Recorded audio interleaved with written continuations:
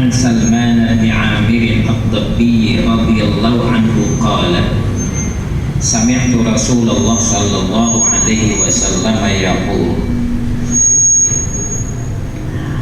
ma'al ghulami aqiqatun fa'amriqu anhu daman wa tamiqu anhul adhan.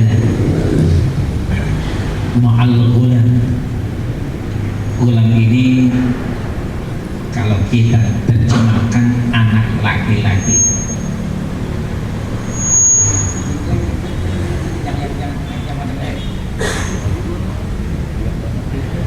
Ma'al ghulami aqiqatu. Tapi ada hadits lain bahwasanya akikah itu tidak terbatas hanya kepada anak laki-laki saja.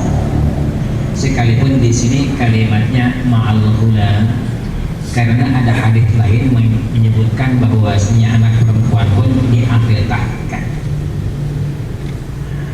Akikah itu adalah yang paling masyhur mengatakan akikah adalah kambing yang dipotong ketika anak itu lahir.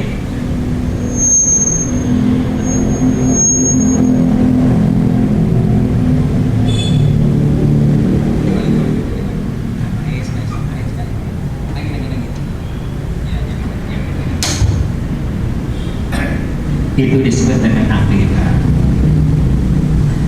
Dan daging akikah itu diberikan kepada fakir miskin.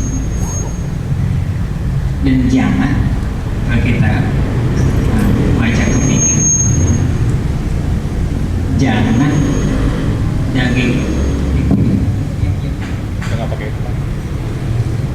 dan jangan orang itu diundang untuk makan daging akikah, tapi diberikan kepada fakir miskin di bawah-bawah ini.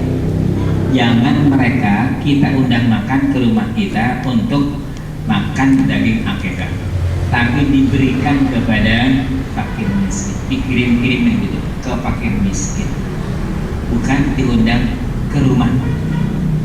Apalagi akikah sekalian pesta daging kambing akikah itu digunakan untuk menjamu tamu undangan pesta.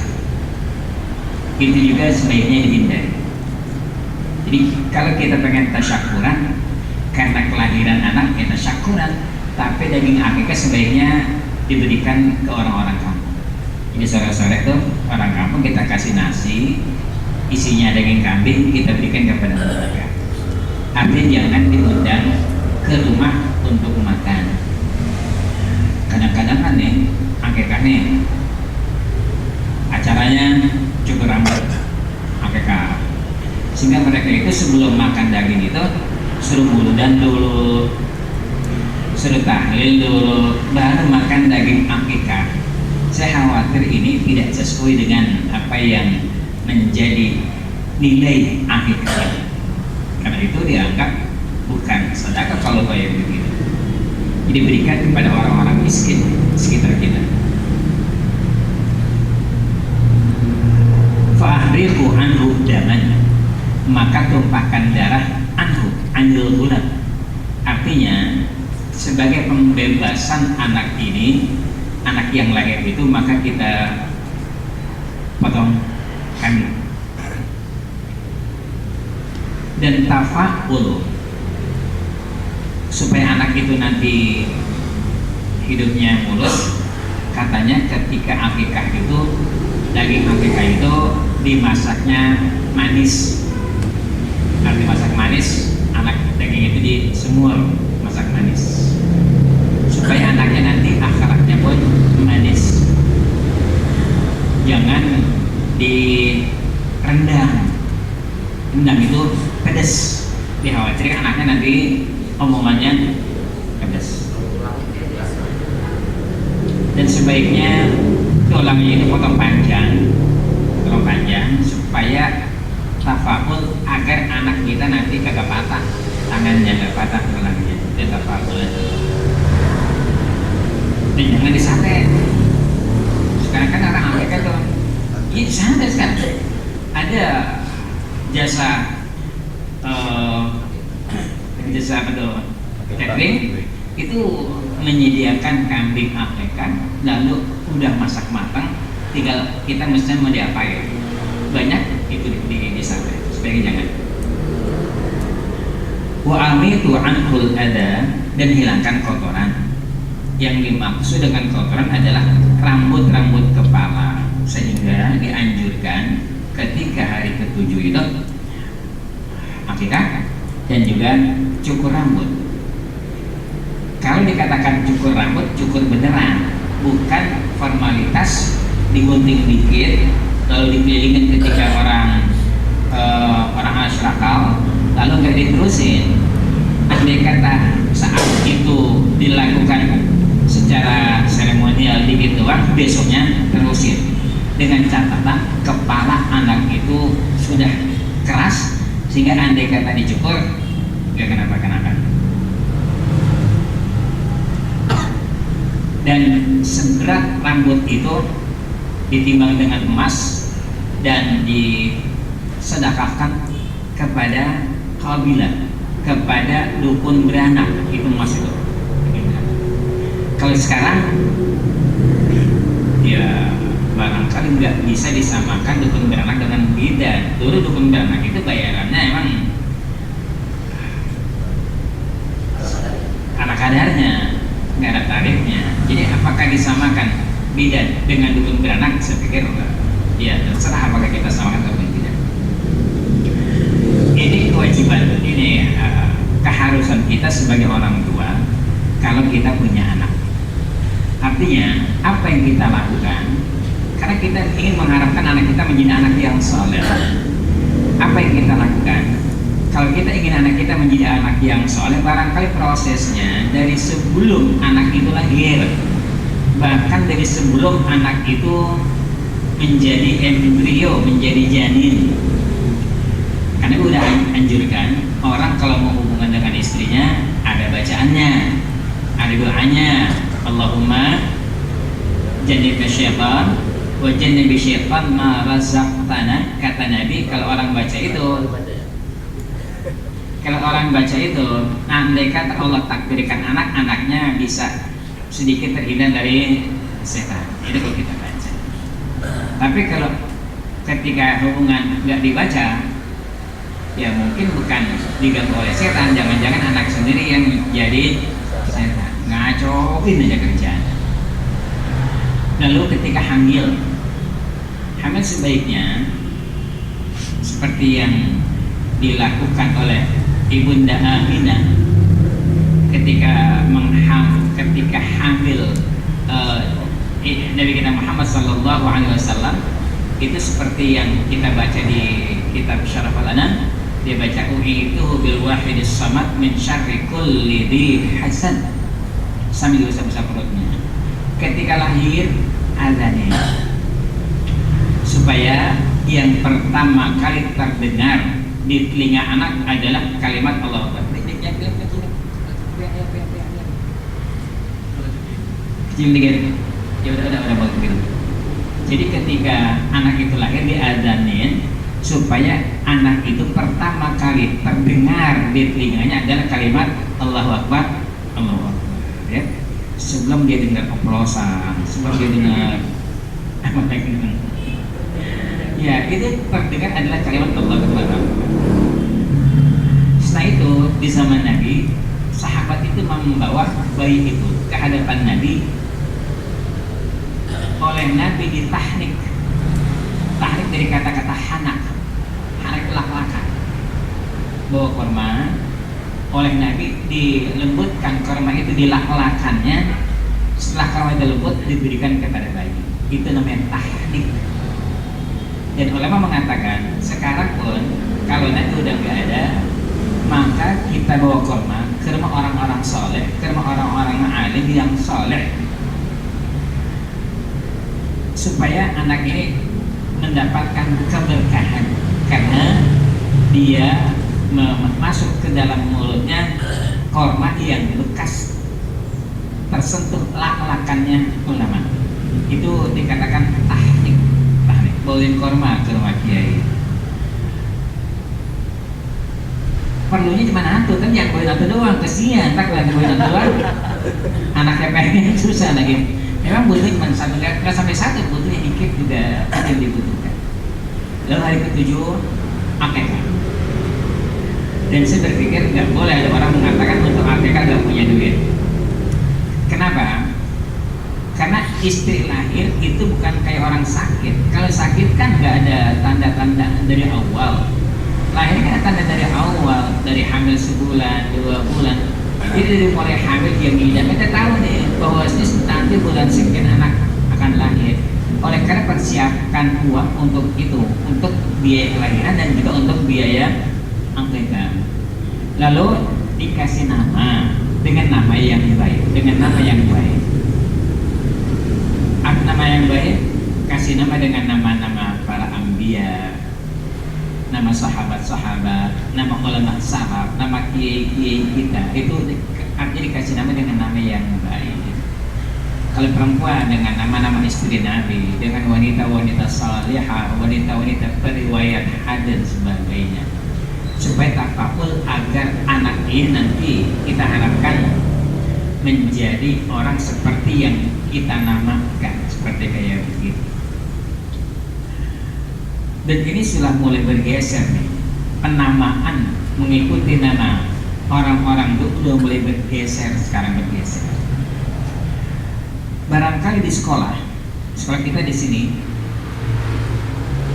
itu anak perempuan yang bernama Khadijah, Aminah, ada sih sedikit kali ya?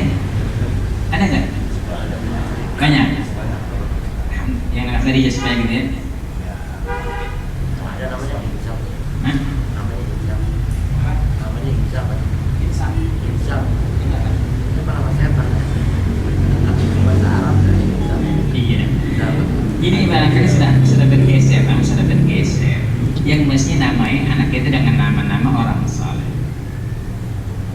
Kalau korban nggak ada tulang Bisa. Atau madu. apa itu ya? Tidak mau dikit ada yang baru.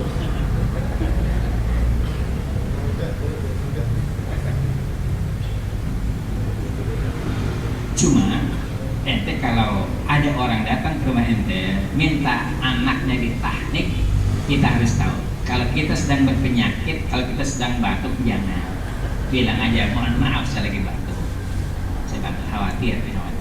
Jangan itu, jangan mentang-mentang kita dianggap kiai, dianggap ustadz, lalu setiap orang yang minta tahnik, ini kan kehormatan buat kita dimintain tahnik. Ya kita harus lihat kondisi kita bagaimana. Kalau kondisi kita lagi sehat silakan, kondisi kita tidak sehat ya sebaiknya kita mohon maaf aja. Tidak gitu deh. Kita wasalam kabarin, ngolin, kalau saja berakhir kayak gitu. Tapi pemerintah nggak tepat sasaran. Kenapa? Kalau ngolin, kabarin kan pada zamannya mau APK silakan sini. Kalau ngolin,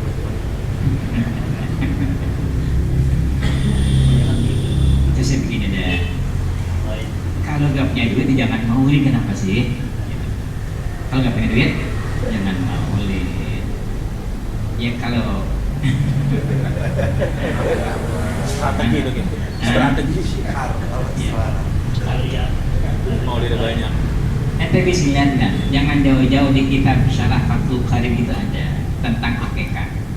Itu katanya jangan diundang orang untuk makan ke rumah kita kalau kita akekah, tapi daging kita bawa-bawain gitu, kita bawain. Sehingga nilai akekahnya benar-benar murni nilai akekah. Oke, kalau misalnya kurban, kalau kita ngomong ini kambing buat kurban kan jadi wajib. Kalau akekah apakah seperti itu juga? Kalau kita katakan kambing ini, ada kambingnya dong. Ini kambing ini, kambing ini untuk korban, itu artinya sudah menjadi wajib dan tidak boleh dijual kambing ini. Dijual. Jadi kalau dikatakan, kecuali dia bilang saya mau beli kamu untuk korban, itu nggak apa-apa. Atau kami untuk korban, tapi kambing dipegang, dia tunjuk kambing ini menandakan kambing ini udah yakin harus jadikan korban. Dan ini nggak boleh dijual. Kayak gitu juga. Maka orang salah jual kambing korban, nggak boleh kambing korban dijual. Hah? Apa ya? Iya, kata yang begitu. jual kambing korban nggak boleh dijual. Dan itu udah kalau dikatakan ini korban, itu jadinya wajib. Oke. Ini kejadian di pondok tahun ini nih, tahun kemarin. Ada jamaah nitip kambing untuk korbanan. Nitipnya ada 2-3 hari sebelum lebaran. Ternyata tuh kambing berantem. Kakinya Patah. patah. Nah, kita di sini bingung. Ini gimana nih? Lihat kitab sono, kitab sini, walaupun ada hal-hal yang membolehkan, cuma kita jadi was-was. Akhirnya kita ganti. Kita panitia ganti. Apa itu kebangetan bener? Yes. Apa gimana? Karena kalau kita sekarang harus bicara masalah warung ya. Iya. Andai kata sapi pada waktu mau dibantai, kan kalau orang yang biasa berjagal kan gampang. Kita yang namanya sapi satu itu kita rame-ramein, kan gitu ya. Begitu dibantai kakinya kepentok pohon dan pincang, itu pun nggak boleh dijadikan sebagai korban. Bagaimana harusnya ya? Siapa yang bertanggung jawab dalam hal ini? Yang menentukan siapa?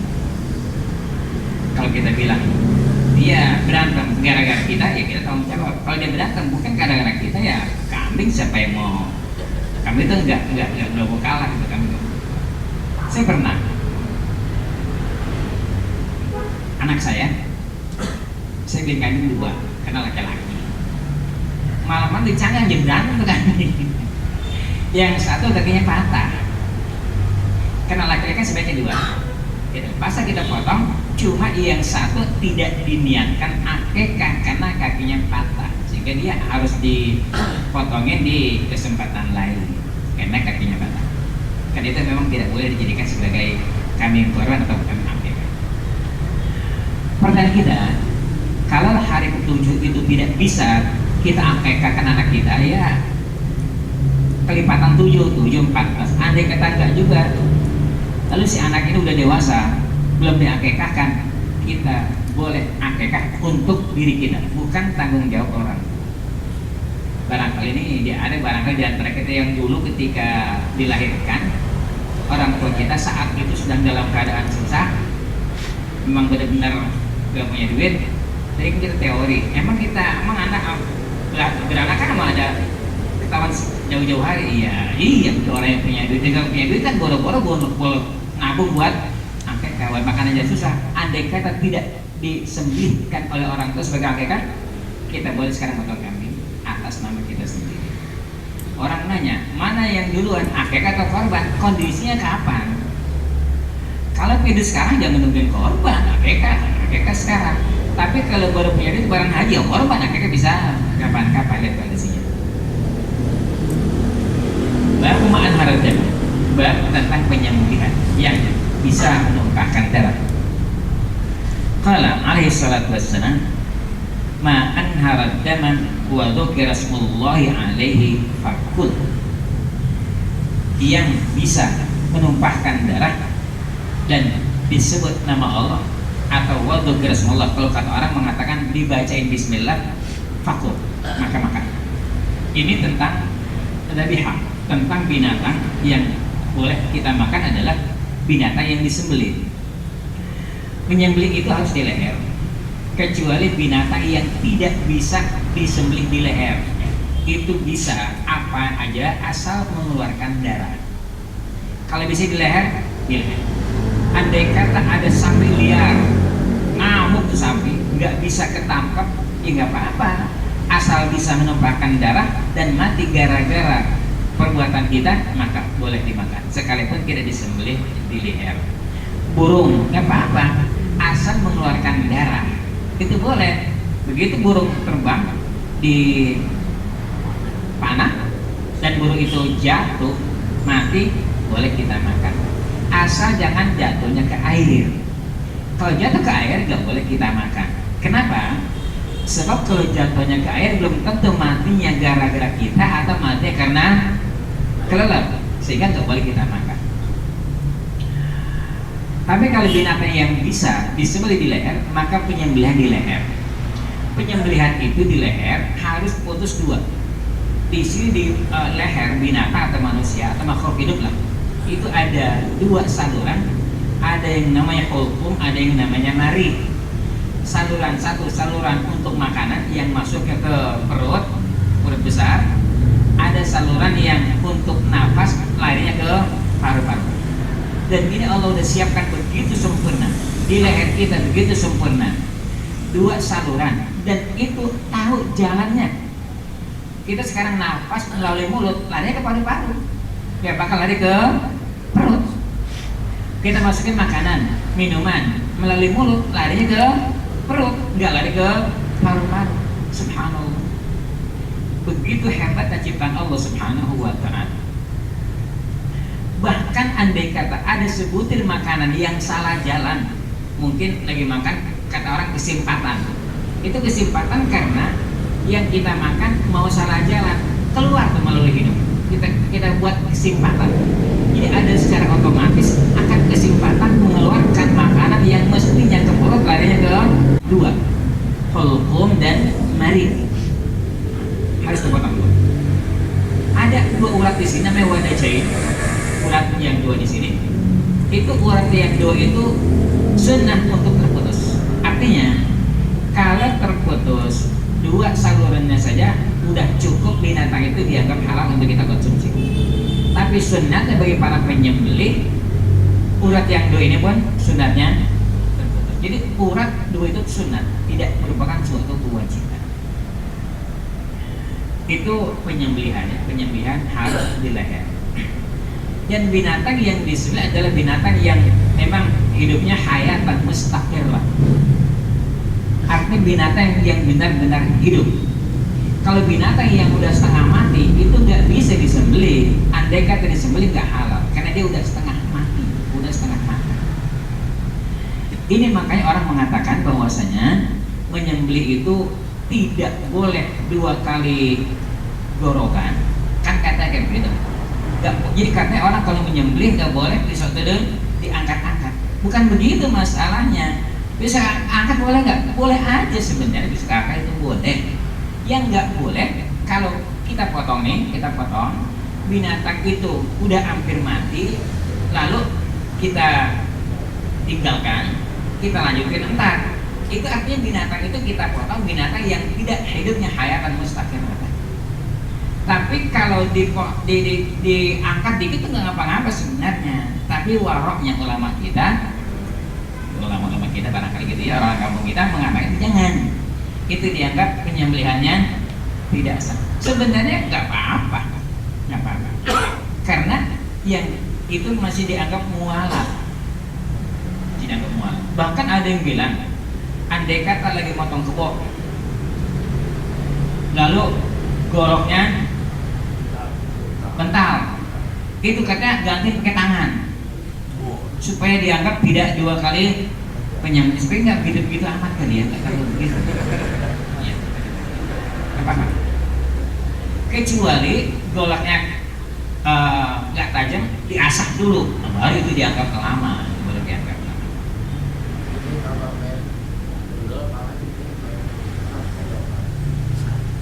Motong itu binatang, karena udah bilang, ketika motong binatang, Nabi mengatakan pada hadib hadar, binatang yang disembelih itu jangan terlalu sakit. Oleh karenanya, kalau kita motong binatang di mana hulqum dan warik serta wadah udah putus, jangan diterusin. Bapak-bapak, dia masih merasakan sakitnya. Kalau kita terusin, kita kampak, dia masih ada nyawanya, kasihan binatang itu. Maka biarkan dulu dia mati sendirian, baru dikampak lehernya, baru dikampak tulangnya. Karena kalau kita putusin, kasihan dia masih hidup, tapi sudah kita lakukan semodel penyiksaan dengan melanjutkan penyembelihan yang sebenarnya andai kata kita biarkan, dia akan mati karena penyembelihan. Jangan diterusin. Kalau misalnya burung diselepas nanti tinggal darah yang halal. Kalau kebetulan jangan, harus berdarah. Bangkai harus yang mengeluarkan darah. Kalau mati nggak usah dipotong, tapi kalau dia hidup kita potong. Itu barangkali tentang penyembelihan. Jadi bagi yang udah punya istri, ketika beli ayam harus lihat tuh ayam itu dipotong apakah udah putus nggak? Mari dan hukumnya. Kalau nggak putus berarti penyembelihannya belum selesai dan biasa penyembelihannya. Dan itu istri-istri kita di rumah harus tahu bagaimana membedakan binatang yang dipotong dengan benar dan tidak. Dan menggunakan alat yang kaca. Tadi saya katakan harus hayatan mustaqillatan. Artinya kalau binatang yang udah semaput yang bakal mati itu tidak boleh disembelih. Ada proses penyembelihan sekarang yang namanya stunning. Arti stunning itu sapi dimasukkan dalam sebuah tempat lalu ditembak ininya dengan alat tembak yang tidak mengeluarkan darah sebenarnya, cuma membuatkan sapi itu leher. Ini sebenarnya stunning ini permintaan orang Australia yang mereka mengatakan binatang yang diekspor ke sini katanya di sini disiksa, dipotong, disiksa. Artinya dia masih segar, dipotong, itu sakit. Nah saya pikir kenapa harus kayak begitu? Emang harusnya dipotong, harus dipotong. Lalu mereka mengharapkan binatang itu sapi mereka kalau mau disembelih di stunning, ditembak di sini dengan sebuah alat yang ukurannya tertentu, ada ukuran tertentu bahwasanya kekuatan, kecepatan peluru ini berapa? Tergantung seberapa besar sapinya. Kalau sapi yang lebih gede itu barangkali powernya, kekuatannya lebih kencang. Begitu ditembak di sininya sapi itu ngelepak langsung. Bagaimana proses stunning yang kayak begini? Hukumnya bagaimana? Mestinya dilakukan sebuah studi dulu. Kira-kira abis di stunning ini sapi itu ntar bisa hidup lagi kan? Tapi kalau ntar nggak bisa hidup lagi, itu tidak boleh disembelih karena dia tidak dalam hayatan mustaqil. Mesti kayak gitu. Dilakukan percobaan dulu, stunning jeger gitu ya. Kan dia jatuh sapi ini, biarkan. Ntar kira-kira dia hidup lagi apa enggak? Tapi kalau dengan kekuatan dia hidup lagi itu nggak boleh. Dan stunning ini hanya direkomendasikan untuk sapi Australia saja. Untuk sapi lokal tidak direkomendasikan untuk di stunning. Kenapa? Berbeda. Kalau sapi lokal dia punya tulangnya lebih tipis. Andai kata di stunning pasti hancur, pasti langsung ke otak. Jadi untuk sapi Bali itu nggak ada proses stunning. Yang ada hanya sapi Australia yang memang sapi Australia itu gemuk dan ininya andai kata di stunning dia nggak pecah, nggak pecah. Ini barang yang harus kita waspadai kalau disembelih dengan proses stunning. MUI pusat itu sudah merekomendasikan dibolehkan stunning. Tapi dengan catatan kayak begitu. Dengan catatan kayak begitu, tidak sapi ini menjadi semaput ya, kelenger yang mengakibatkan kematian. Termasuk juga sekarang orang menyembelih ayam digantung banyak gitu. Ini di RPH yang skala besar, ayam digantung ayam ini dilewatin di air yang dikasih aliran listrik ayam itu. Jadi begitu kena air itu, ayam itu terkena aliran listrik yang banyak hanya beberapa voltase, beberapa besar, baru dipotong. Ini pun harus dilakukan sebuah uji coba. Kira-kira abis itu ayam dilepas hidup lagi apa enggak? Tapi kalau abis kena setrum dia mati, itu nggak boleh dipotong. Dipotong boleh nggak halal dagingnya misalnya gitu, ya nggak halal dagingnya. Itu adalah proses penyembelihan yang sekarang berlaku. Maka waroknya ya yang begitu mah daripada ragu-ragu mendingan juga kita potong sendiri aja ayam, atau kita minta ayam itu dipotong di pasar oleh pemotong yang menjual. Oh, kalau dari RPH ya ini kita nggak tahu ya apakah RPH-nya itu proses penyembelihannya seperti yang biasa kita baca atau dengan cara di strum, dipingsannya. Kalau hayatan mustaqil itu memang biasa itu hanya hidup biasa itu. Iya, memang hayatan mustaqil. Tapi kalau pelanggar itu kan juga mustaqil. Enggak, kira-kira kan dibangun enggak? Kalau dibangun bisa hayat mustaqirah. Kambing ketabrak mobil, kalau angkat saya tapi kambing dikira mati, jangan dipotong, itu tidak hayat mustaqirah. Ya mustaqirah. Laisa sinna wa zufra, jangan pakai gigi dan kuku dan jangan pakai tulang. Jadi silakan pakai benda apa yang tajam boleh, apa aja. Mau pakai pisau, pakai bambu. Orang tuh bambu tajam tuh apa namanya tuh? Hah? Iya, itu boleh pakai apa ya? Jangan gigi dan kuku. Anak dulu katanya, anak dulu nih.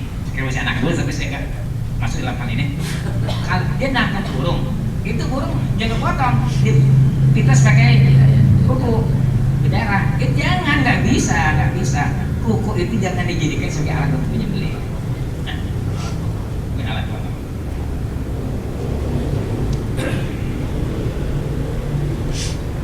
Babu dhabihatil mar'ati wal amati, bab penyembelihan perempuan dan budak perempuan. Boleh nggak perempuan menyembelih? Boleh, tapi sebaiknya laki-laki. Perempuan boleh aja memotong ayam, boleh, potong kambing juga boleh, tapi sebaiknya laki-laki. Maksud perempuan menyembelih, boleh nggak? Boleh. Halal nggak? Halal, sekalipun perempuan yang menyembelih. An-Nafi'in Maula bin Umar an rajulin min Bani Salamah qala akhbaran Abdullah anna jariyatan li Ka'b bin Malik tar'a ghanaman bil jibaili alladhi bisuqi wa bisalam.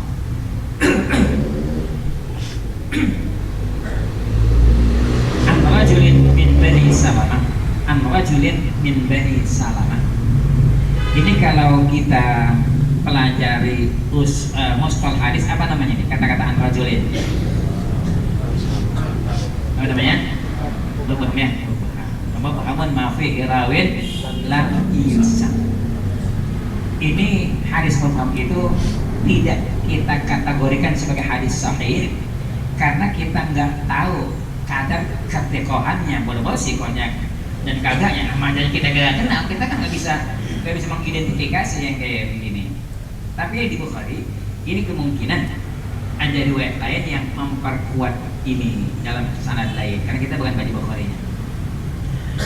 An-Najariyatan li Ka'b bin Malik ta'aghanaman, ada seorang anak perempuan, budak perempuan milik Ka'b bin Malik ta'aghanaman, dia mengembala kambing bil Jibaili di Gunung Sil, alladhi bisuq, yang bisuq wa bisalah, yaitu yang disebut dengan Gunung Salah. Gunung Salah itu kalau kita dari Masjid Nabawi mau ke arah atau gini deh, barangkali yang pernah haji, Gunung Salah itu adalah gunung di belakang Masjid Sab'ah. Masjid Sab'ah itu di bawah gunung, itu di belakangnya namanya Gunung Salah.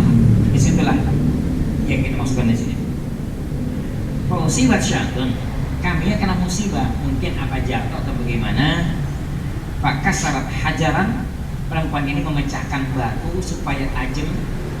Fadabahaha bihi, maka perempuan tadi menyembelih kambing itu dengan batu yang dia pecahin. Pada karwin Nabi Sallallahu Alaihi Wasallam, orang menyebutkan itu buat Nabi, kok yang potong perempuan kok pakai batu? Fa'amarahum bi'akliha, Nabi perintahkan untuk makan, artinya boleh dimakan sekalipun yang menyembelih itu jariyah, anak perempuan, sekalipun alat sembelihnya adalah batu yang tajam. Yang penting kan hukum dan maridnya ini terputus, itu yang penting. Dan menyembelih itu sebaiknya di leher atas, di sini. Ini sebaiknya di sini.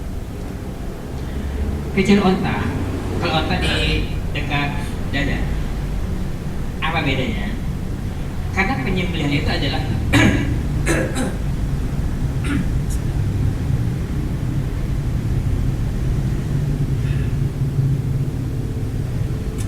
proses pengeluaran darah kotor. Kalau onta karena lehernya panjang, kalau dipotong di sini itu darahnya dikhawatirkan tidak terpompa semua, karena dia udah jantungnya yang memompakkan itu udah lemah. Kalau masih hidup sih terpompa karena jantung itu masih kuat, tapi kalau dipotong kan jantungnya masih lemah, udah lemah, sehingga alat pompanya udah nggak begitu kuat. Oleh karena yang potong di sini, kalau potong di sini khawatirkan banyak darah yang mesti keluar tidak keluar. Maka otak di sini dekat RB kan dada. Kalau binatang-binatang lain karena lehernya pendek ya di sini, bang sayang kalau di sini sayang. Itu cara penyembelihan. Mau laki kayak perempuan ke sini. Boleh aja, apa-apa sih. Bab dhabihatil Arab wa nahwiha. Bab sembelihan Arab. Arab itu bukan orang Arab, orang kampung. Orang kampung namanya Arab, orang Badui namanya Arab. Jangan dia kira Arab orang Arab. Lalu Al-Quran mengatakan Al-Arabu asyaddu kufran. Jangan diartikan orang Arab kufur banget, jangan diartikan kayak begitu, salah. Arab itu bukan orang Arab, tapi orang Badui, orang gunung yang memang mereka itu tidak memiliki thaqafah, nggak memiliki budaya yang bagus, itu namanya Arab. Adatnya masih kasar. Jadi bukan Arab ya. Jadi kalau Allah mengatakan Al-Arabu asyaddu kufran wa nifaqan, jangan diartikan memang dasar orang Arab makanya begitu. Allah lebih bilang kan Arab asyaddu kufran wa nifaqan. Bukan Arab.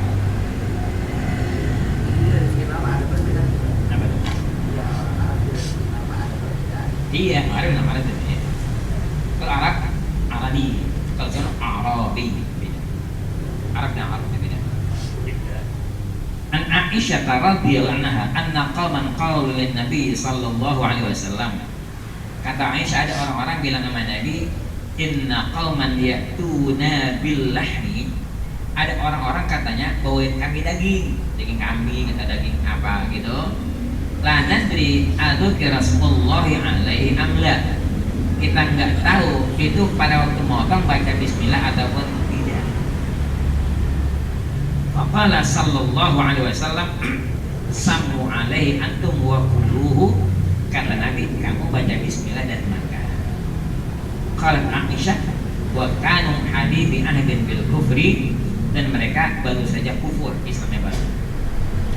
Jadi ini kasus orang Madinah dibawain daging barangkali apakah sama koleganya, sama keluarganya yang tinggal di Baduy, dan mereka memang Islamnya masih baru.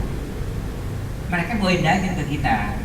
Nah, kan kita nggak tahu nih orang ini baca bismillah apakah nggak ketika dia motong di sana. Ini benar, ini masalah baca bismillah. Al-Imam Syafi'i wa wafaqah mengatakan bahwasanya baca bismillah tidak wajib. Kalau Allah mengatakan wala ta'kulu mimma lam yadhkar ismullahi, artinya kamu jangan makan binatang yang dipotong bukan karena Allah, bukan dengan menyebutkan baca bismillah. Jadi dzikir Rasulullah artinya ketika dipotong atas nama Allah, bukan atas nama yang lain.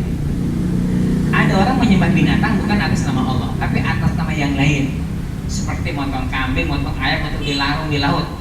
Ini kan bukan karena Allah. Motong buat siapa kalau gini nih? Hah?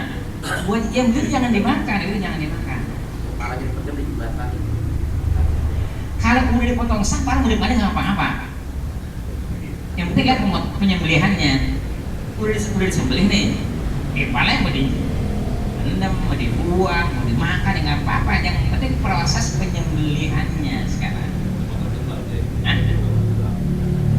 Di mana? Iya, sekarang proyek besar. Katanya mendem kepala buat apaan? Iya.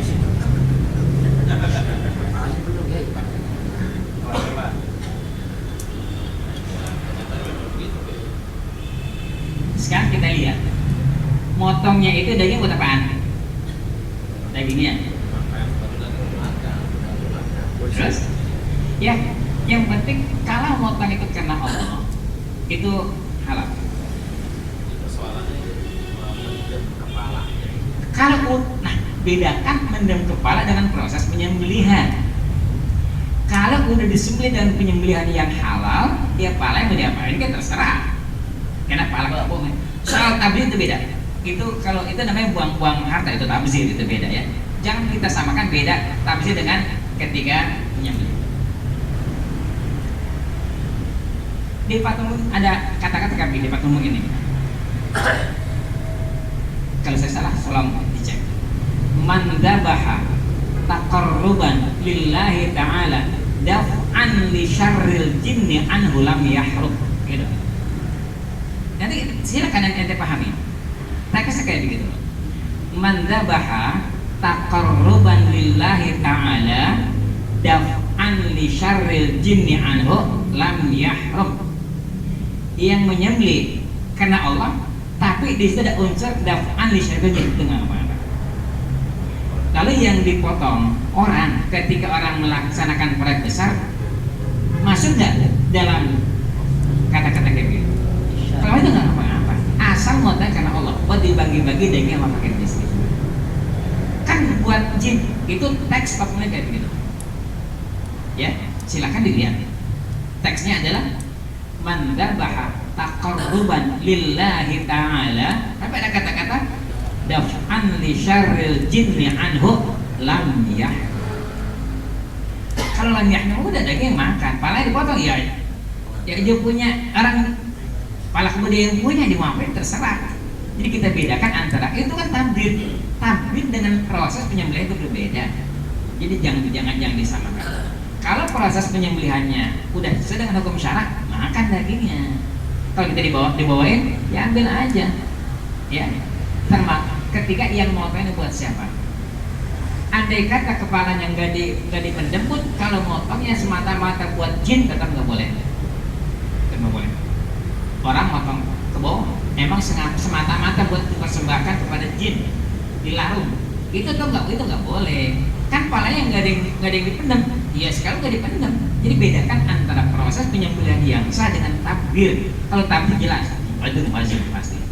Ya khanasyatin iyalah, karena memendam hal-hal yang boleh dimakan tapi dibuang, itu kan namanya takbir. Bedakan antara itu. Pernah sering motong itu sob? Jadi dia tidak ngomong kali. Kenapa? Dia jadinya dia buat rapatan yang serem. Jadi dia nggak boleh. Kan yang namanya kita motong itu bukan ada pas ada niat buat apaan nih? Kalau niatnya semata-mata buat menolak jin itu nggak boleh. Kalau nggak ada niat takrab lillahi ta'ala. Tapi yang jelas persoalannya kalau seperti niat, Ya maka di sini saya kan bilang kayak teks orang kayak begitu. Maka saya katakan niatnya buat apa tadi itu? Kalau niatnya buat kan dia barangkali ketika membuat proyek besar dia akan undang orang untuk makan. Kan perlu kepotong. Potonglah buat orang makan nggak ngapa-ngapa. Palanya dipendam, ya udah jadi barang yang halal mau diapain kan? Kita gantung niatnya kita di situ. Niat kita. Misalnya takar. Iya ada takar itu kan saya bilang itu ya barangkali Tapi kalau yang bosnya Cina apa? Cuma gitu ya. kan yang benar ada motong bukan yang punya. Bibnya kita kalau yang motong Cina kagak sah. Yang penting siapa yang motong, bukan siapa yang punya. Iya. kalau yang tadi itu biasanya namanya semoga alat kami politis. Semoga Di sini saya akan sebutkan bagaimana hukum baca bismillah ketika motong. Imam Syafi'i mengatakan baca bismillah tidak wajib. Di sini orang motong binatang, kita dibawain daging, kita nggak tahu bismillah kagak. Apa kata Nabi? Ente kan kalau mau kan baca bismillah kan? Ya udah nggak apa-apa. Jadi baca bismillah itu bukan sebagai pengganti yang di sana. Baca bismillah itu karena kita mau makan. Baca bismillah kita. Kalau pengganti yang di sana nggak bisa, masa yang motong orang yang baca bismillah kita. Jadi kita baca bismillah karena kita mau makan.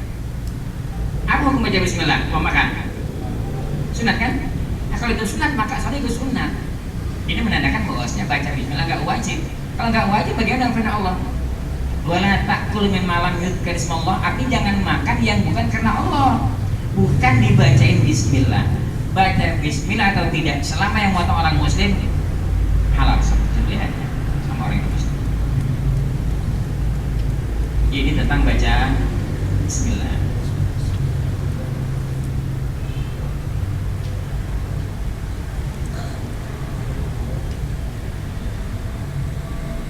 Bagaimana tentang penyembelihan ahlul kitab? Ahlul kitab.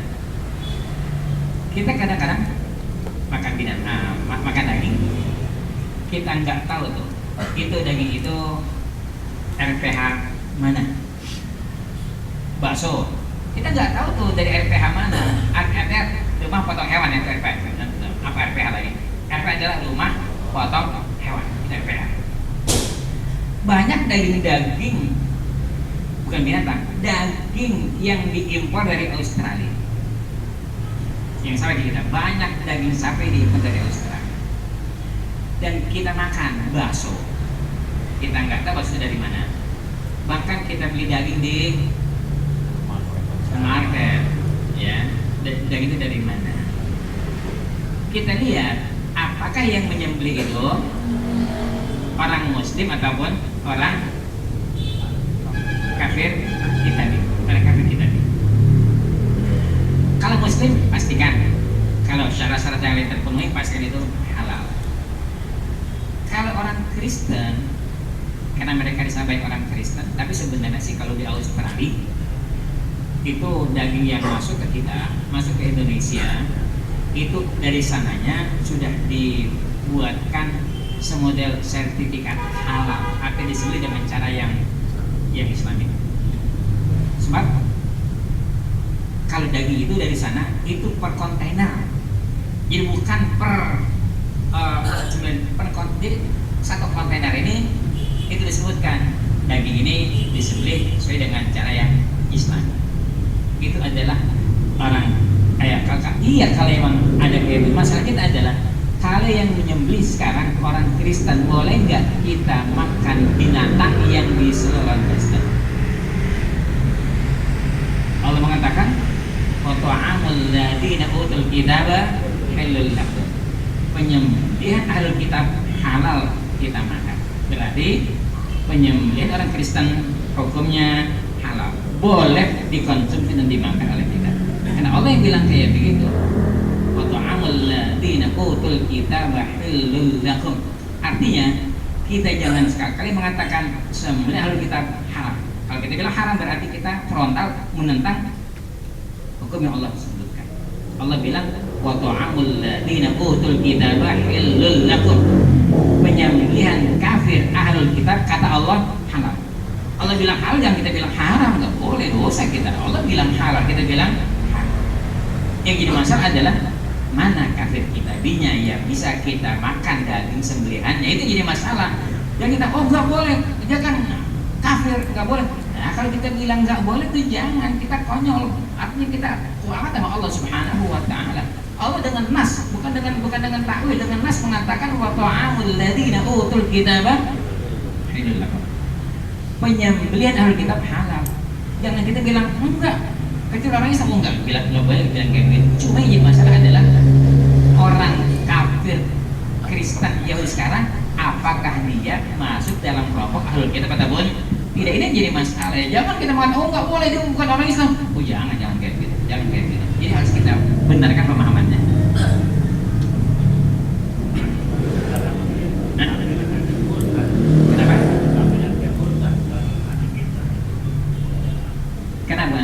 Kenapa hal kita? Kenapa? Enggak, saya bicara tadi tentang daging Australia ya. Apakah orang Kristen Australia ahlul kitab ataupun tidak? Itu masalahnya. Kalau kafir di kitab pastikan dia bukan ahlul kitab. Karena ahlul kitab yang dibolehkan adalah ahlul kitab yang punya garis keturunan di zaman Nabi, memang mereka udah Kristen. Di Indonesia tidak, karena mereka dikristenkan oleh Portugis. Sama jika di ahlul kitab juga boleh. Iya boleh. Boleh. Yasir Arafat itu kan. Itu boleh. Allah mengatakan wal muhsanatu minal ladzina utul kitab. Allah mengatakan dan muhsanat orang yang baik ahlul kitab boleh. Boleh. Ahlul kitab boleh. Tapi bukan berarti Kristen yang di sini boleh kita nikahi. Bedakan itu, bedakan. Karena Kristen di Indonesia itu tidak termasuk ahlul kitab yang boleh dinikahi. Ahlul kitab boleh. Yang bilang Yahudi nggak boleh, oh jangan, dosa kita bilang Yahudi nggak boleh. Kristen boleh, cuma dibatasi Yahudi dan Kristen yang mana yang boleh gitu. Jangan kita mengatakan nggak boleh sama orang Yahudi, dosa. ente ngelawan hukum Allah. Allah bilang wal muhsanatu minal ladzina utul kitab. Wanita muhsanah ahli kitab boleh dinikahi, boleh. Cuma yang jadi masalah adalah apakah Kristen Indonesia sekarang ahlul kitab yang boleh dinikahi gitu. Jadi harus kita batasi, tapi jangan sampai kita ngelawan sama Allah.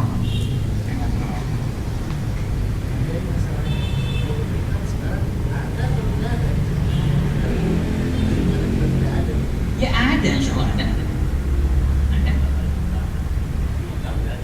Jangan bukan Indonesia. Kita berbicara tentang Indonesia. Barangkali Kristen Ortodoks yang ada di Mesir, mereka dari dulu keturunannya Kristen dari dulu. Di zaman Nabi udah begitu juga. Ada masih dibolehkan mereka untuk kita makan penyembelihannya. Jangan kita katakan mereka udah sekarang murtad, mengatakan Tuhan ada 3. Emang di zaman Nabi mereka murni? Di zaman Nabi mereka mengatakan itu Tuhan ada 3, dan itu Allah bilang kayak begitu. Di zaman Nabi mereka udah kayak begitu. Di zaman Nabi mereka mengatakan Isa itu Tuhan. Allah Ta'ala dalam keadaan kayak begitu, Allah masih membolehkan kita makan penyembelihan mereka. Jadi maka sekarang harus dipisahkan. Kalau kita bakal boleh, kenapa? Mereka udah mengatakan Tuhan itu 3 lah. Emang di zaman Nabi mereka benar? Sama aja, di zaman Nabi mereka kagak benar juga. Kagak benar, mereka masih diakui sebagai ahlul kitab. Sehingga kalau mereka tinggal di negara kita, mereka boleh bayar jizyah. Kalau alasan Nurholis maju seperti itu kali, anak-anaknya ada yang bertiga dengan alur kitab versi Nurholis apa? ya, kenapa? Karena mereka itu sekalian musyrik. Allah bedakan mereka dengan musyrik. Allah bedakan. Lam yakunil ladzina kafaru min ahli kitabi wal musyrikin, berarti mereka sekalipun musyrik tidak masuk dalam kelompok musyrik yang biasa, karena Allah bedakan. Andai kata mereka musyrik nggak perlu ada kata-kata ahlul kitab, cukup lam yakunil ladzina kafaru minal musyrikin aja. Kenapa dibedakan? Berarti ahlul kitab beda dengan musyrik yang lain, beda, memiliki hukum yang berbeda. Ya, jadi tentang boleh nikah dengan Kristen, boleh kita bilang dengan Nasrani boleh. Indonesia tidak, karena mereka di luar ahlul kitab yang benar. Ahlul kitab boleh dijadikan sebagai istri, boleh. Dimakan sembelihannya, boleh. Indonesia tidak, gitu ya. Kenapa tidak?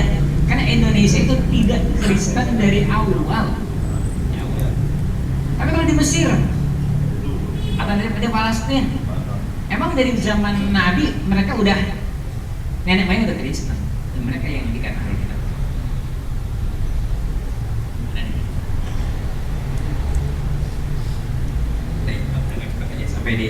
Sampai di syurub minuman. Bab ma yukrahu minal mutlati wal mahburah, yang enggak boleh mutlak. Mutlak artinya kalau orang dulu menyebut hukum picis. Tahu hukum picis nih? Sudah hukum picis. Di sayat-sayat, artinya disincang, jangan menyiksa binatang. Masburah arti binatang itu, ayam itu diikat sebelum dipotong, dijadikan sebagai sasaran tembak. Orang belajar memanah nih, belajar memanah. Ayam diikat, kakinya kan terbang tuh. Ayo kita memanah, bagaimana kemampuan orang untuk memanah. Itu ayam itu masbur, itu jangan, nggak boleh kayak gitu. Jangan dijadikan sebagai gharat. An Ibnu Umar radhiyallahu anhu dakhala ala Yahya bin Sa'id wa ghulamun min Bani Yahya rabitun dajajatan yarjiha. Ada seorang budak dari Bani Yahya mengikat ayam yang giat panahnya. Famasya ilaihi Ibnu Umar mendatangi kepada dajajahan tadi hatta halla, lalu dia buka ikatannya. Ini artinya apa? Bahwasanya kalau kita melihat yang munkar, kalau kita bisa lakukan dengan tangan, lakukan dengan tangan, jangan ngomel doang. Yang ngomel doang. Ayam dijadikan tidak apa? Hanya ikatan tuh ayam. Namanya nahi anil munkar dengan tangan, ya. Namanya takbir al munkar biliat. Thumma aqbala biha wal ghulamu ma'ahu, kemudian dia bawa budak ayamnya dan budak beserta dia. Faqala usjudu ghulamakum an yusabbiru hadha tayra lil qatli.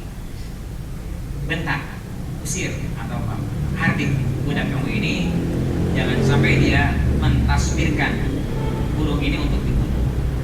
Fa inni sami'tu Rasulullah sallallahu alaihi wasallam naha an tusbara bahimatan aw ghayruha lil qatli. Nabi melarang untuk membuat masburah binatang atau lainnya sebelum dibunuh. Oleh karenanya Nabi kan bilang ketika menyembelih binatang pisau harus tajam. Ini kan artinya menyiksa binatang. Kalau pisau tumbuh lama banget, kagak mati-mati tuh, kagak putus-putus, jangan, itu menyiksa binatang. Bab ma yukal min luhumil adhahi, yang boleh dimakan dari daging udhiyah, daging korban. An Salamah bin Aqwa yang qala Nabi sallallahu alaihi wasallam man dhahha minkum falyusabbihanna ba'da thalithatin wa hiya wa fi baitihi minhu syai'un. Kata Nabi, siapa-siapa yang potong korban di antara kamu, jangan udah 3 hari daging masih ada di rumah. Jangan, daging korban jangan disimpan lebih dari 3 hari. Ini sekarang karena kita punya freezer udah sebulan tuh daging korban. Boleh enggak kita menyimpan daging korban lebih dari 3 hari? Ini mengatakan jangan ada yang berkorban itu menyimpan daging lebih dari 3 hari. Falamma kana al-'amul muqbil, ketika tahun depan, lain Nabi ngomong kayak begini nih, qalu ya Rasulullah naf'alu kama fa'alna fil 'amil madhi. Ya Rasulullah, kami lakukan seperti yang kami lakukan tahun kemarin, karena kau katakan ya Rasulullah jangan lebih dari 3 hari daging korban ada di rumah. Qala kulu wa'timu wadakhiru. Apa kata Nabi? Silakan makan, silakan konsumsi, dan silakan simpan. Enggak apa-apa sekarang mah. Fa inna dzalikal 'ama kana bin nasi jahdun. Yang kemarin itu orang pada susah, pada miskin. Faratu an tu'inu fiha. Aku ingin kamu tolong orang miskin dengan begitu. Jadi kalau orang miskin masih banyak nggak punya daging, kamu jangan menyimpan daging korban lebih dari 3 hari. Jadi harus kita lihat. Jangan kita daging korban banyak banget di rumah. Emang freezer gede banyak banget di rumah. Lihat, jangan sampai ada orang yang jarang-jarang makan daging, mereka sampai nggak kebagian daging korban. Berikan kepada mereka. Kita kan yang punya freezer kan punya duit untuk daging, kita belilah daging di tempat di pasar. Jangan dengan korban kita semuanya dari 3 hari. Tapi kalau orang-orang kita mendapatkan jatah semua, ya nggak apa-apa untuk kita simpan, daripada kita kasih dia juga ikut dari makan. Ini kan kadang-kadang orang-orang miskin, ya memang susah juga sih. Dibagi dengan korban dia jual. Ya, namanya orang miskin. Emang susah orang miskin kayak Emang susah jadi orang susah emang. Gak enak jadi orang miskin emang. Enak jadi orang kaya. Oke, Bang, alur kitab sejati bukan alur kitabnya yang mengikuti syariat Nabi Allah Isa alaihissalam. Iya. Yang memang kita kenal Hawariyun. Nah itu yang mungkin apa alur kitab yang setelah Rasulullah itu juga Oh iya. bisa Iya bisa. bukannya Enggak. kalangan kita juga. Ya kalau Hawarin zaman Nabi kita gak ada. Di zaman Nabi mereka udah merubah itu. Kan Allah katakan yaktubuna al-kitab bi aydihim thumma yaquluna hadza min indillahi liyashtaru bi thamanan qalilan. Udah dilakukan perubahan kayak begitu di zaman itu, udah dilakukan kayak gitu. Allah udah bilang mereka menulis kitab dengan tangan mereka sendiri, hasil otak mereka mengatakan ini dari Allah. Itu masih dibolehkan untuk dinikahi. Ya. Sama seperti membantu pembuatan gereja ya, ada juga ulama di zaman Nabi kalau memang yang mungkin dia kan udah masuk dalam Islam. Ya karena mereka kreditin yang membayar jizyah. Mereka bayar jizyah, mereka lagi bangun gereja, ya Nabi membolehkan, ada itu hadis itu. Saya nggak tahu. Tapi kalau tidak salah dalam tafsir Munir itu Syekh Nawawi menurut Imam Syafi'i bahwa ahli kitab itu ketika Nabi Muhammad sudah diutus maka sudah tidak ada lagi nama ahli kitab. Kenapa bisa kayak begitu? Penafsiran penafsiran kalimat itu atau amukum gitu kan. Iya, kenapa bisa kayak begitu? Nabi meninggal lalu kita selesai. Iya, oke sekalipun itu perkara apa yang harus kita pertanyakan bisa kayak begitu. Nabi meninggal lalu kita Ayat Islam. Hah? Islam sudah menyebar pada saat itu barangkali. Iya kan, yang namanya di Madinah udah jadi dakwah Islamiyah dan Nabi masih membolehkan. Jadi saya pikir kenapa harus dianggap kalau Nabi meninggal lalu kita selesai. Barangkali kalau yang saya katakan tadi, ente bisa lihat di Fathul Mu'in aja di akhir, di Fathul Mu'in di akhir menyebutkan ahlul kitab yang boleh dinikahi. Udah begitu. Artinya yang mereka punya keturunan sampai ke zaman Nabi udah Kristen, tidak ahlul kitab. Barangkali maksudnya gini, setelah Nabi meninggal, andai kata ada orang itu Kristen itu udah dianggap ahlul kitab. Barangkali kayak begitu yang dimaksud tuh. Ya, jadi jangan sampai kita yang kompleks dengan beliau. Barangkali yang dimaksud adalah setelah Nabi meninggal, orang baru Kristen itu nggak masuk ahlul kitab. Emang kayak begitu. Tapi kan saya bilang, yang mereka punya garis keturunan sampai di zaman Nabi mereka udah ahlul kitab. Kalau kita Nabi selesai dan mereka baru Kristen itu nggak ahlul kitab, memang kayak begitu. Karena dia tahu Islam dong. Iya. Kalau misalnya dia tahu Islam berarti nggak boleh. Yang penting kita lihat dia punya garis keturunan ke sana. Dia bilang punya ya. Aku kalau orang jangan keluar orang Habaib juga bilang punya keturunan sampai Nabi Muhammad. Benar apa kabar? Allah besar dia namanya. Bin sampai ke Rasulullah Sallallahu Alaihi Wasallam. Itu benar. Nanti kita emang anak Ismail bin Ibrahim pasti. Tapi yang benar sampai adan aja, adan di sana. Ya kita baca di Rawi lah, di Barsanji ada, di Azab ada. Kalau di Barsanji mengatakan wayak dibun nasabu mahma adada kan kayak begitu.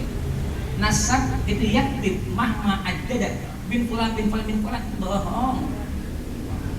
Gitu kata Maulid Azab. Kebaca Azab kan? Tahu nggak Maulid Azab? Nggak biasa di sini. Kalau berjanji wanisbatu ilal khalid Ibrahim amsaka anhu syari'u wa aba. Nisbah kayak begitu enggak? Amsaka anhu syari'u aba. Syari' enggak membenarkan itu. Harus bilang bin Adnan bin Fulan bin Ismail bin Ibrahim ada. Tapi pada saya kan bilang kayak begitu. Wanisbatu ilal Ibrahim amsaka anhu syari'u wa aba. Itu kata bahasa yang tiap tahun kita baca. Amsaka anu syari'u apa? Syariat itu nggak mengakui kebenaran itu sampai ke Ibrahim. Tentang anak Ibrahim itu pasti. Tentang bin Fulan bin Ibrahim itu yang amsaka anu syari'u wa apa yang kayak gini ya.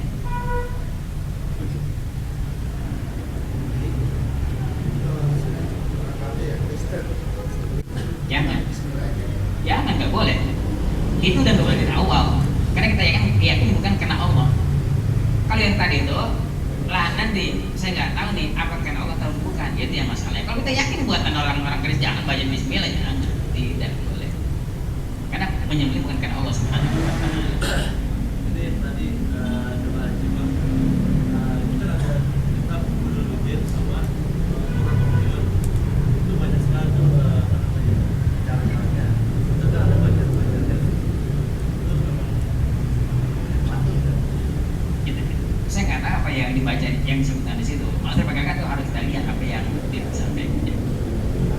Saya pernah dulu pada waktu tur ke Beijing, ini memang kita makan di Muslim food gitu ya.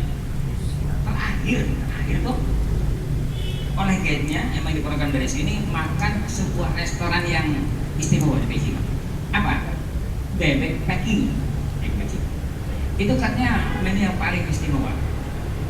Saya pikir bebek Beijing, bebek packing, makanya di Cina. Saya ngomong nih kalau gitu. Sekali bebek ini haram ya. Memang mereka yang travel pikir yang haram babi sama anjing doang. Dia pikir bebek itu halal. Bebeknya halal tapi yang motongnya.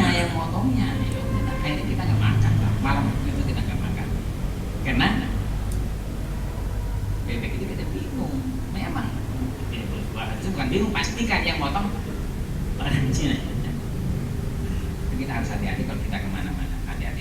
Saya sekali. Ada lagi? Oke, kalau misalnya kita pakai bias anjing, kan dalam seperti hadis nah banget yang para sahabat memilih anjing dulu dengan anjing dia, kemudian nak terkam sama anjing, kata Rasulullah kan Bismillah Allah. Kalau kita pakai kias itu dengan orang kafir ya tidak. Baca bismillah kapan? Baca bismillahnya kapan? Setelah lepas anjing itu, Hah? kena anjing misalnya. Kan dia pakai anjing terus kapan baca bismillahnya? Kita mau dimasak kan? Bismillah. Oh enggak, bukan. Baca bismillah. Setelah ya, setelah anjing sebelum Lepas. Iya, kita baca bismillah. Rumah alam minal jawa dari mukallibin itu nggak memang boleh. Maka tadi saya katakan setiap binatang yang nggak bisa ditangkap apa aja, anjing juga boleh asal anjing itu terlatih. Ya. Baca bismillah kapan? Sebelum dilepas. Jadi ini anjing aja boleh boleh ke orang. Dia main. Si anjing aja boleh pakai tangkapannya bukan orang Islam. Akal Ini kan anjing pun dibolehkan kalau binatang itu nggak bisa ditangkap. Nah kalau ada kambing di depan anjing, makan, kita nggak boleh. Ya kan di sini kalau orang Kristen kan anjing di depan dia. Iya. Bedain. Jangan dikias dengan anjing. Anjing mah itu dia menangkap binatang yang nggak bisa ditangkap. air liur, cuci ya air liur anjing. Dicuci. Jangan ada anjing kambing ini. Di sini anjing makan. Kalau jangan nggak bisa begitu juga. Nggak bisa dikias dengan anjing. Kayak korban kita bawain makan pesta.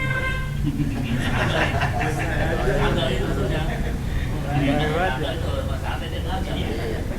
dipegang batu ya. Bagi aja orang kalau udah punya kita bagi nggak apa-apa kan punya kita nih kita bagi aja. Bismillahirrahmanirrahim. Alhamdulillahirabbil alamin. Allahumma shalli wa sallim wa barik ala sayyidina Muhammad wa ala ali sayyidina Muhammad. Allahumma qsim lana min khashyatika ma tahulu bihi bainana wa baina ma'asik min ta'atika ma tuballighuna bihi jannataka min al-yaqini ma tahulu bihi alaina masa'ib ad-dunya. Allahumma matti'na bi asma'ina wa absarina wa quwwatina abadan ma ahyaytana waj'alhu waritha minna waj'al ta'rana 'ala man zalamana wansurna 'ala man 'adana wa la taj'al musibatana fi dinina wa la taj'al ad-dunya akbar hammina wa la mablagha 'ilmina wa la tusallit 'alaina bi dhunubina ma la yakhafuka fina wa la yarhamuna. Allahumma ighfir lana wa li walidayna wa masir wa rabbana atina fid dunya hasanah wa fil akhirati hasanah wa qina adzaban nar. Sallallahu ala sayyidina Muhammad subhana rabbika rabbil izzati amma yasifun wa salamun 'alal mursalin walhamdulillahi rabbil alamin. Assalamualaikum warahmatullahi wabarakatuh.